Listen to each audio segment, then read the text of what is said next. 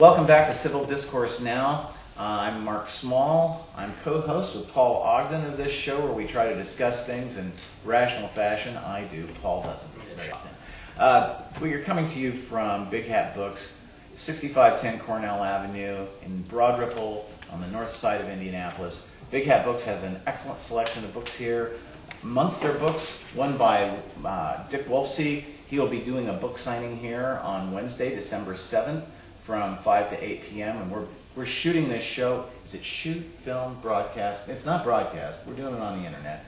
He'll be doing a book signing here from 5 to 8. Streaming. No, we're not streaming. Oh, no, because it's not. We're not streaming. I'm serious about that. I have no idea what we're doing. Don't read too much into that. This is a book by Dick Wolfsey. It is Deep Thoughts from a Shallow Mind, Mopey Dick. I was talking to him downstairs, and he gave me a copy of this book. I don't know if that counts as a kickback or something, but we don't receive money for advertising on this show. I've read other books by him. He's a good writer and a good guy. Also, the store has art showings on the second floor and in various parts of the store. The art showing right now is by the G.C. Lucas Gallery, and it is of work by Karen Chevalier-Smith. So if you get a chance, come by Big Hat Books, 6510 Cornell Avenue in Broad Ripple, corner of 65th and Cornell, right next to the Monon Trail, and it's kind of a neat place. Randy was talking, right? I was going to say, Mark, you might reintroduce the guest. I apologize. And I did not mean to be a cretin. With us today is George Brenner. He has 38 years of clinical addiction experience, variety of settings as far as counseling is concerned. To your left. To my left. To my left. Physically to my left. Now, in terms of the positions on the issues, we don't know. To my right is Randy Miller. He's executive director. I am to the right. He's executive director of Drugfree Marion County. Marion County is where Indianapolis is located. Actually, Indianapolis and Marion County are the same anymore. It's because of Unicut.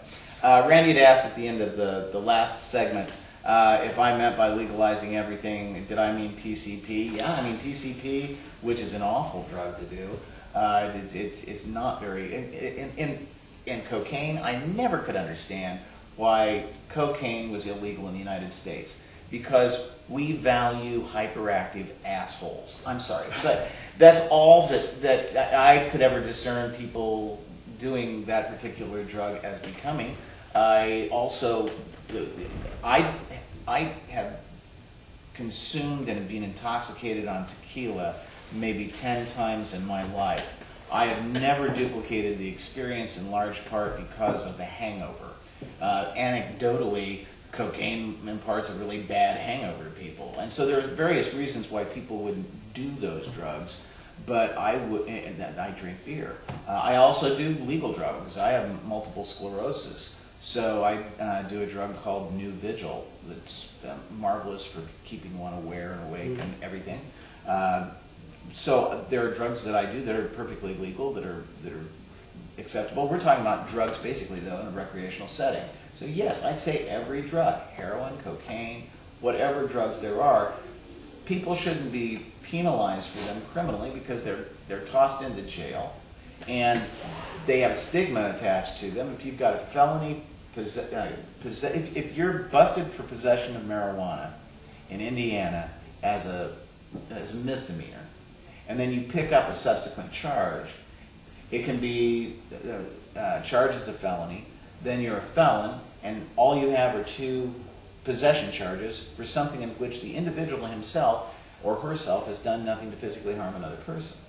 Well, I think that's where the decriminalization piece George alluded to earlier comes in. Maybe I'll let George talk about that because it's, as opposed to legalization, there's decriminalization. This is a little different. George, you want to? Yeah, I mean, again, we're back to at what level do you regulate any behavior or substance? And, you know, there are, as you say, I can't, as a fact, not only as a human being, but as a taxpayer can't afford the way we criminalize addiction. We can't afford more prisons.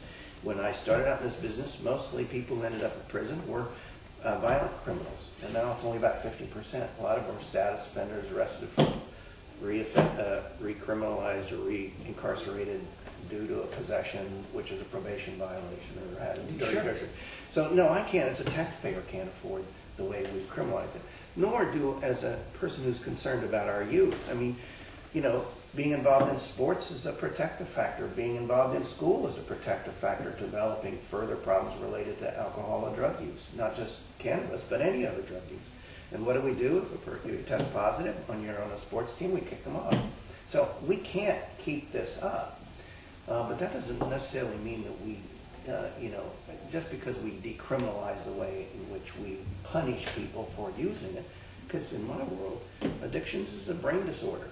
Okay? Why we have no other disease we incarcerate people for having. Okay? So to that extent, but we have, I think, again, have to do something to be able to send the message that, you know, some places kind of look at, well, maybe kind of do it more of a civil matter, or requiring treatment or an evaluation, so that we're looking at who's identifying those folks at risk. Only about 1 in 10 who need treatment for addictive disorders ever receive it. So that's kind of where Randy and I think come in, is that, no, we can't afford to keep doing what we're doing, and these are human beings and lives, and they can't get jobs, they can't get housing, they can't get all kinds of things, and now we want to start drug testing for being able to receive entitlements. So we've got to do something. We've got to do something different. What it is, I don't have a good answer. Well, and one thing that I think we haven't addressed so far is people.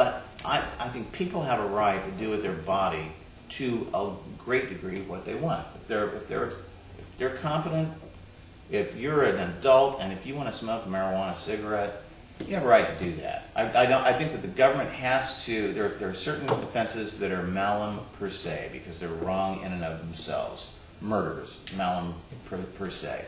Robberies, malum per se. Others are malum prohibitum, merely because we say that they're wrong. Smoking marijuana is an example. The guy who developed the concept of the double helix in DNA, Watson and Crick, I forget which one. He did that on LSD. Aldous Huxley wrote extensively while taking acid. Kubla Khan by Samuel Taylor Coleridge is probably the greatest poem not finished while somebody has been in a drug-induced state. He was writing it and somebody came in and interrupted. He didn't finish it because he forgot how. We can look at the music of the Beatles, or as Vincent Bugliosi's character said in Helter Skelter, the rock and roll band, the Beatles. Their later work, after Revolver, all of it involved having used LSD and heavy drug use. There are things that are not only artistic but scientific that people have done because they see reality from a different perspective. Huxley said if we could cleanse the doors of perception, we could see the world for what it really is. People have a right to do that. And I know I'm not saying youths should go out and do that. I'm not advocating people should go out and partake of drugs. But if there is a substance that somebody wants to use, they should have a right to use it. And if there are health consequences to them, alcohol's legal, and we saw what happened when it was illegal. There might have been a reduction in cirrhosis, but... We'll go back to what Randy said. Okay? We presume, I mean, we're this, you know, and if you will sort of look at where I stand politically, it's certainly left of center. You're sitting left of center. But the bottom line is that we have this individual freedom, but the issue is our lives are interconnected. Randy used a very clear example. Okay, so a pregnant woman should be able to go out and deliver a baby prematurely at low birth weight and at risk of probably hundreds of thousands of dollars of, possibly hundreds of thousands of dollars of additional medical costs. They should be able to drive intoxicated and run into and risk me, my wife, and my 2 children because they have the individual right to use drugs. Mm-hmm. And again, 1 in 4 families in this country is impacted by addiction. It is not an individual freedom, harmless to others kind of use. It can be. I mean, I drink recreationally, and I make sure we do not drive when we're drinking. We live half a dozen blocks from the main area of Broad Ripple, or we'll cab it or whatever. But I know that there are people who abuse those things, but what you're talking about of the mother who uses, say, alcohol, because there's fetal alcohol syndrome, right. that's very serious. We're looking at a situation, then you have to step back and look at what the problem in the society is. And the problem in society is we need to be spending more money on education. We have to have a better healthcare system. We have to do a lot of things so that people realize, well, wait a second, as a couple, we're going to get pregnant. We have to stop using these substances for a few weeks, and then if we conceive, well, that's off the books for 9 months. And that would be something that people could do, especially if we've got a really good educational system and people are taught certain things and they learn certain things, and they're taught things in school and not like creationism is science or something like that. They're taught really things that they need to know. And that seems like a nice white middle class position to take.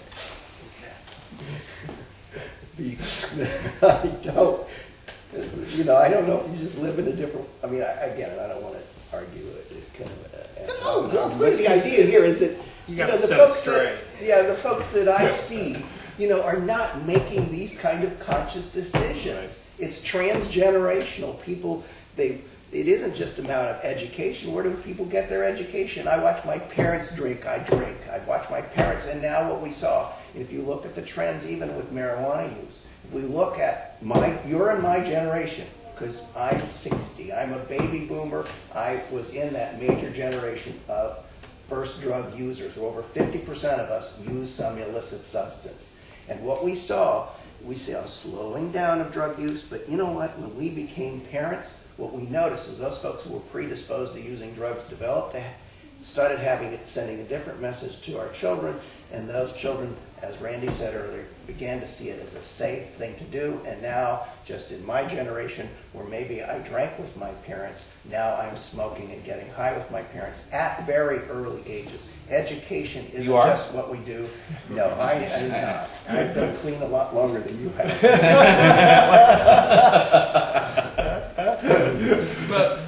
But when you make something illegal, don't you push it underground?